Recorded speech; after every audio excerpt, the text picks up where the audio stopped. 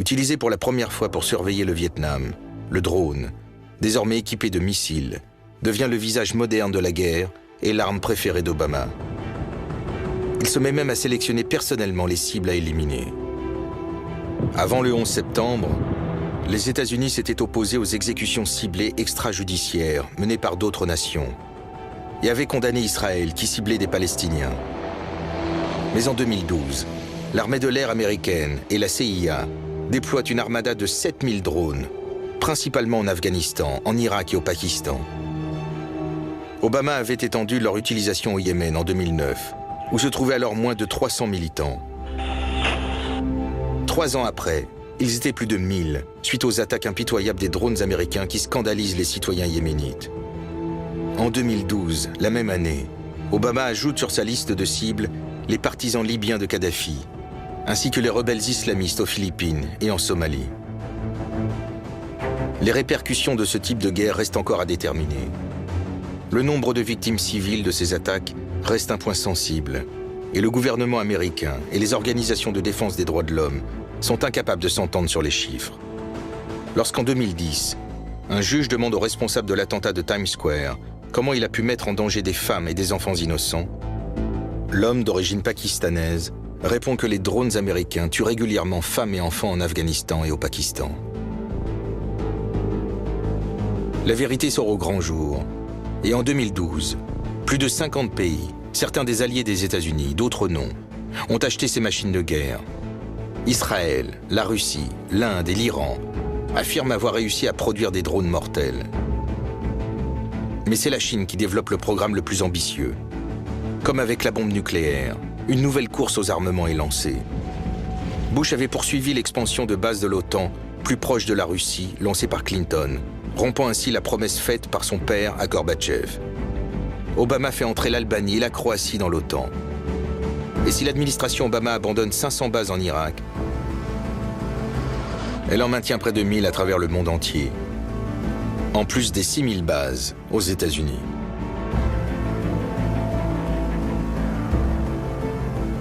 D'après Chalmers Johnson, de l'université de Stanford, fin 2007, les États-Unis ont acquis une présence militaire dans 151 des 192 nations membres des Nations Unies.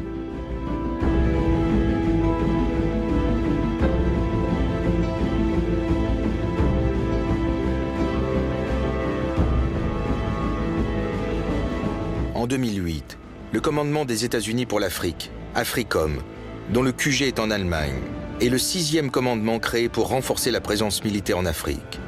À Miami en 2010, le Southern Command, SOUTHCOM, est réorganisé pour renforcer la présence militaire américaine en Amérique latine, grâce à des bases, des systèmes de surveillance et des programmes de lutte anti-drogue et anti-rébellion qui ciblent les manifestations de populisme radical, comme celles observées au Venezuela. La 4e flotte est réactivée en 2008 pour la première fois depuis la Seconde Guerre mondiale. La marine dispose désormais de 10 groupes aéronavals qui patrouillent dans les eaux internationales. America's Navy, a global force for good. En 2011, les États-Unis réalisent 70% des ventes d'armes du monde.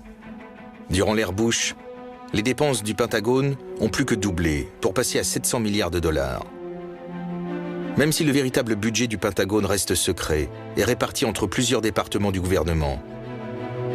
D'après l'ONG National Priorities Project, en 2010, les États-Unis consacrent 1200 milliards de dollars sur les 3000 milliards de leur budget annuel à l'armée, au renseignement et à la sécurité intérieure. De quoi assurer la domination sur terre, sur mer, dans les airs, dans l'espace et dans le cyberespace. En novembre 2011, la secrétaire d'État Hillary Clinton lance un défi à la Chine en écrivant « Alors que la guerre en Irak s'achève et que l'Amérique retire ses troupes d'Afghanistan, les États-Unis se trouvent à un moment crucial. » Quand elle parle du siècle du Pacifique pour l'Amérique, elle sous-entend qu'il faudra une présence militaire accrue dans la région Asie-Pacifique afin de contenir la Chine. Depuis les guerres de l'opium, la Chine a été humiliée plusieurs fois par des ennemis plus puissants. Le Royaume-Uni, le Japon, la Russie. Elle s'est battue contre les États-Unis en Corée au début des années 50.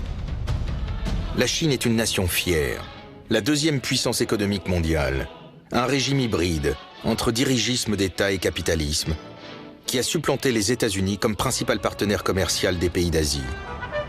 Mais en 1996, les dirigeants chinois subissent un nouveau revers humiliant au sujet de Taïwan, sous la menace des missiles nucléaires américains.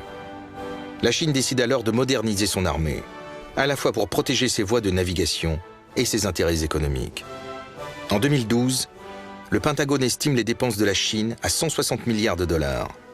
Mais compte tenu de l'opacité du système chinois, le budget véritable reste inconnu. Même si elle ne possède qu'une seule base à l'étranger, la Chine est intransigeante au sujet des îles et des territoires riches en pétrole, en gaz et en minéraux de l'Est et du Sud. Et ses relations avec les pays voisins se tendent. Le gouvernement chinois, qui n'a de communiste que le nom, demeure politiquement passéiste, déterminé à tout prix à se moderniser et à réprimer brutalement les dissidents chaque fois que la règle du parti unique est remise en cause.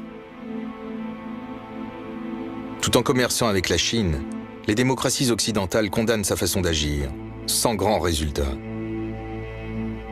Mais ce qui est plus inquiétant, c'est que la Chine attire désormais la colère de ses plus féroces détracteurs aux États-Unis, dont l'animosité remonte à la période du macartisme. Une nouvelle confrontation se prépare. Les États-Unis s'implantent à nouveau en Asie, y forgent de nouvelles alliances et repositionnent leur flotte. D'ici 2017, ils auront déployé des avions de guerre furtifs dans des bases à portée de tir de la Chine.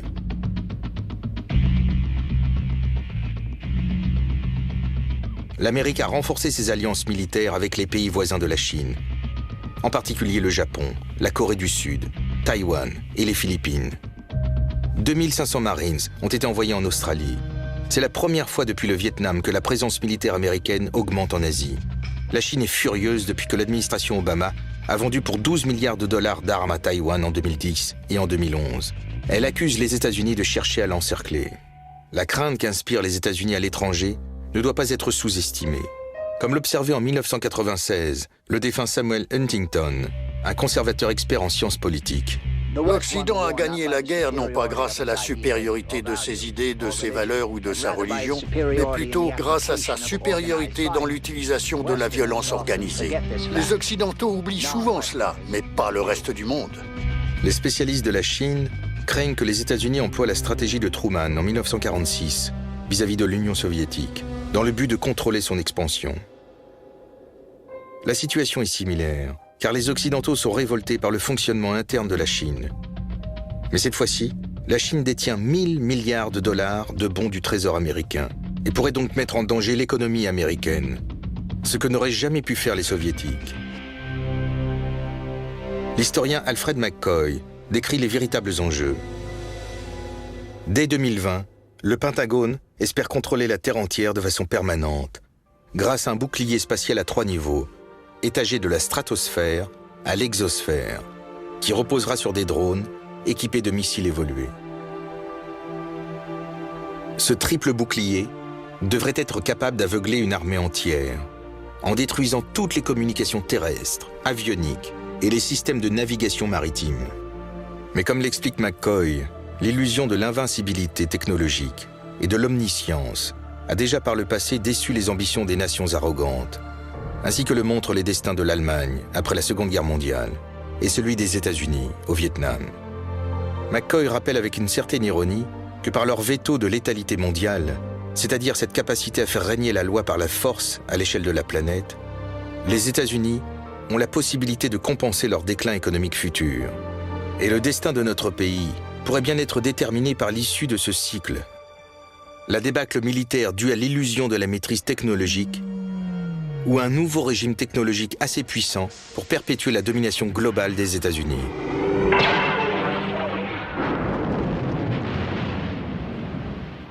Mais comme le montrent les célèbres films de la guerre des étoiles, une nation qui domine le monde avec sa technologie est appelée à se transformer en tyrannie, haïe par ceux qu'elle tyrannise.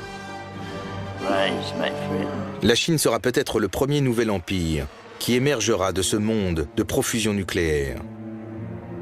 Mais si cet empire prenait pour modèle les États-Unis ou le Royaume-Uni, les résultats seraient désastreux. Le monde n'aurait rien à gagner si le chauvinisme Han remplaçait la doctrine de l'exception américaine. Joseph Nye, qui a travaillé au département de la Défense, observe que c'est l'incapacité des puissances dominantes à intégrer les puissances émergentes de l'Allemagne et du Japon dans le système mondial du XXe siècle qui a engendré 2 guerres mondiales catastrophiques. Il faut à tout prix éviter que l'histoire se répète. Les Chinois doivent fuir l'exemple américain et les États-Unis doivent inverser le cours des choses. Henry Wallace s'interrogeait. Si les États-Unis, lorsque leur situation économique et militaire est excellente, traitent si mal les Soviétiques, comment ces derniers traiteront-ils les États-Unis lorsque la situation sera inversée? Bien entendu, cela n'est jamais arrivé. Mais il avait compris que personne ne sortirait vainqueur de cette course vers le fond.